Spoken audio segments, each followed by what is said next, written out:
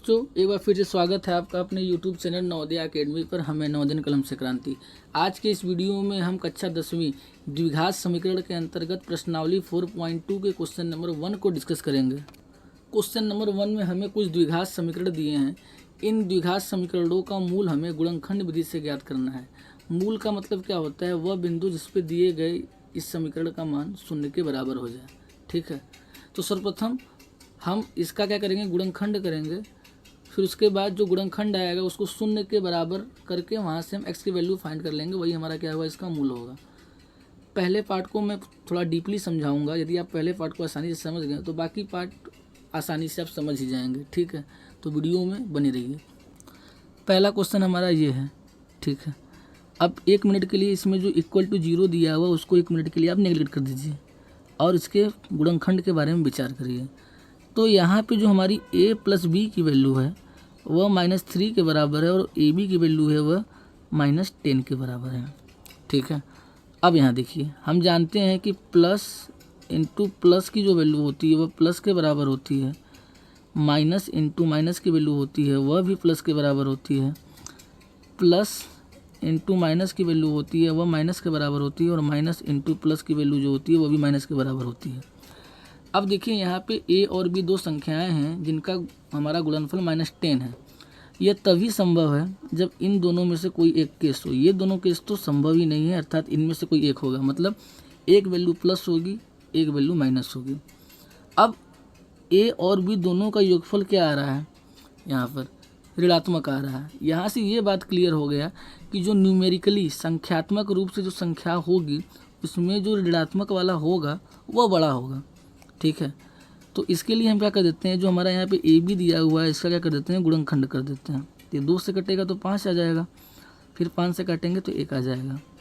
ठीक है, अब यहाँ पे 2 ही संख्या चाहिए, ए और बी, यहाँ पे भी 2 ही संख्या आ रहा है, तो इसमें कोई प्रॉब्लम नहीं है। परंतु मैं आपको अभी यहाँ पे इस चीज़ में समझाया हूँ कि जो मेरा बड़ा वाला संख्यात्मक मान होगा उसी को हम निगेटिव लेंगे। तो हम बोल सकते हैं कि ए का मान जो होगा वो -5 होगा और बी का मान क्या होगा 2। तभी तो इन दोनों को जोड़ेंगे तो -3 आएगा और मल्टीप्लिकेशन में 5 2 जा 10 हो जाएगा, 5 दूनी 10 और प्लस माइनस है, माइनस प्लस है तो माइनस आ जाता है। ठीक है, तो अब ये क्या हो जाएगा आपका x² -5x प्लस 2x -10 = 0।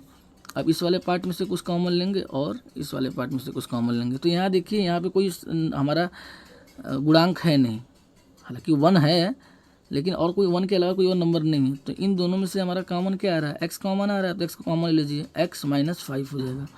अब यहाँ पे भी हम जो चाहते हैं जो कोष्टक के अंदर बने उसका पहला जो टर्म हो x ही हो। तो यहाँ देखिए 2 है तो 2 को कॉमन लेंगे और +2 कॉमन ले लेंगे, तो क्या हो जाएगा कोष्टक में, x -5 हो जाएगा बराबर 0। तो यहाँ से क्या आ गया पहले कोष्टक में, x -5 यहाँ से, और ये क्या बचा, इधर x इधर 2 बचा, तो x + 2 = 0। अब यहाँ पे समझने वाला एक स्टेप है, गौर करिएगा, एक बहुत इंपॉर्टेंट स्टेप है अपने आप में। ठीक, अब देखिए, अगर 2 संख्याओं का गुणनफल 0 के बराबर है तो कब हो सकता है, जब एक संख्या 0 हो जाए और दूसरी संख्या कुछ भी हो तब 0 हो सकता है। या तो पहली संख्या कुछ हो दूसरी संख्या 0 हो जाए तब उनका गुणनफल 0 होगा, या फिर दोनों ही संख्याएँ क्या हो जाए, 0 हो जाए।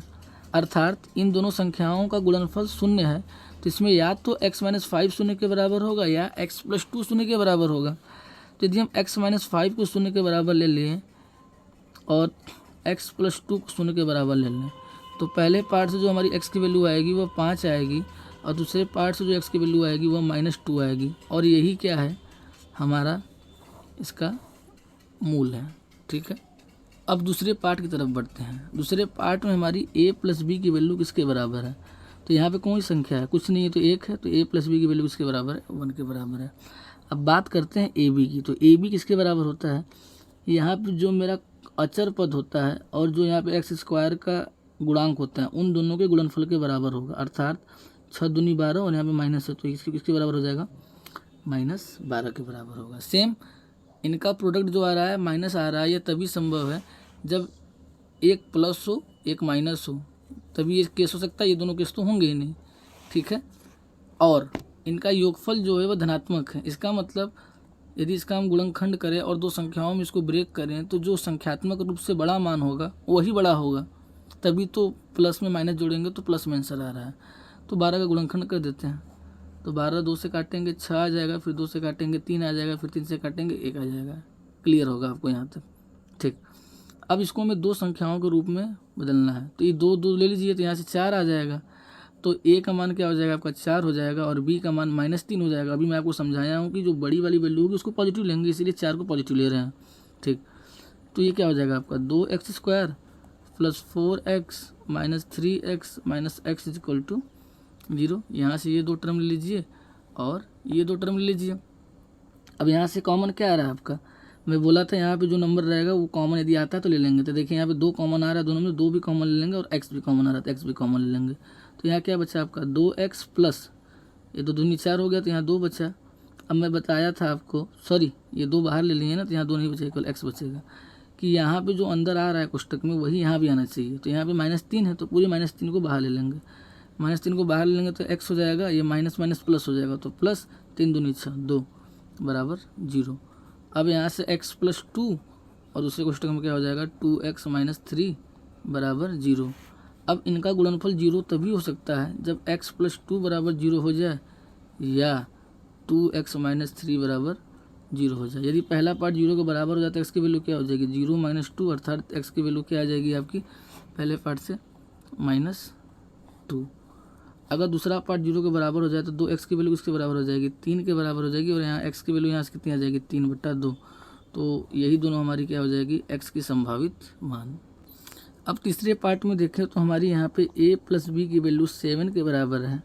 और बात करें ab का तो बताया हूँ इन दोनों का मल्टीप्लिकेशन होता है, तो ये 5√2 × √2 हो जाएगा और √2 से √2 में मल्टीप्लाई करेंगे तो ये दोनों रूट के अंदर चले जाएंगे और यहाँ से 1 2 बाहर आ जाएगा, तो 5 × 2 कितना आ रहा है 10 आ रहा है। अब इन दोनों का देखिए गुणनफल क्या आ रहा है धनात्मक आ रहा है और इन दोनों का जो हमारा योगफल भी धनात्मक है। ये तभी संभव है जब दोनों की दोनों वैल्यू हमारी क्या हो पॉजिटिव हो, क्योंकि यदि माइनस इंटू माइनस भी प्लस होता है, लेकिन माइनस में माइनस जोड़ेंगे तो माइनस ही प्राप्त होता है, परंतु हमारा योगफल धनात्मक दिया है तो यही वाला केस यहाँ पे हो सकता है, ठीक है। अब यदि 10 का गुणनखंड करें तो हमें 2 और 5 प्राप्त होगा, अर्थात a की वैल्यू क्या हो गई 5 और b की वैल्यू क्या हो गई 2। बस हो गया क्वेश्चन। ये हो जाएगा √2x² + 5x + 2x + 5√2 बराबर 0।